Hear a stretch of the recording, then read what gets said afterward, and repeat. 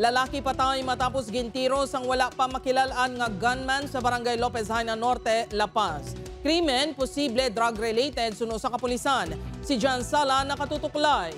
John?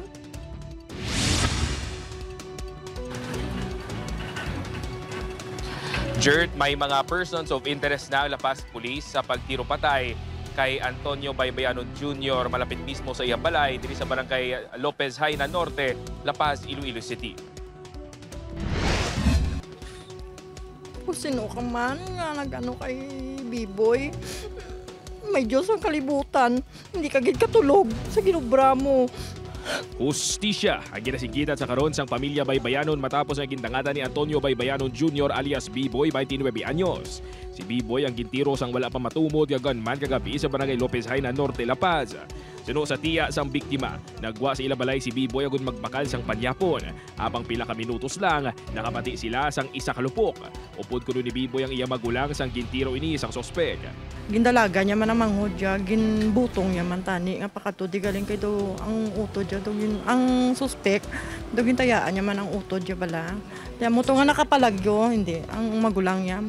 Nang nakapalagyo, tapos nabili niya iya nga manghod nga si B-Boy, dugoon na. Igo sa naibabaw nga bahin sa iya likod ang naangkon sang biktima ginapatihan tugas ang 12-gauge shotgun. Gindala pa sa ospital ang biktima pang gideklarar nga dead on arrival.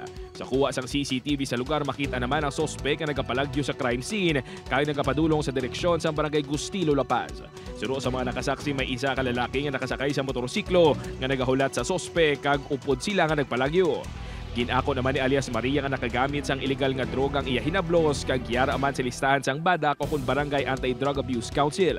Apang nagbag-o na kuno ini. Sa una, Sir Gabisyo, na sa pero naguntat na nasa yaya. Hindi lang ko sure kung malawig naman ang iya nga pag-untat sang iya nga bisyo. Nagapati naman ang La Paz PNP nga posible kaangot sa illegal nga drogang motibo sa krimen bango sa background sa biktima. Antes ang krimen, lakit man sa mga ginamonitor sa La Paz PNP si B-Boy, bangod sa ilan na monitor nga illegal drug activities ni. Yes, so confirm ini nga ang biktima na rin sa Badak Watchlist sa barangay Lopisa. Isa ila sa gina-consider natin nga motive pero hindi pa ginaton ina ma-confirm. Jert, magluwas sa anggulo nga may kangtanan sa illegal nga droga ginapadalman man sa karon sang La Paz Police ang anggulo nga old grudge matapos matumudila nga mayara sang nakontra ang biktima sa iya ginaobrahan anay sadto. Jert? Madamo ganyo salamat sa detalye. Kapuso John Sala.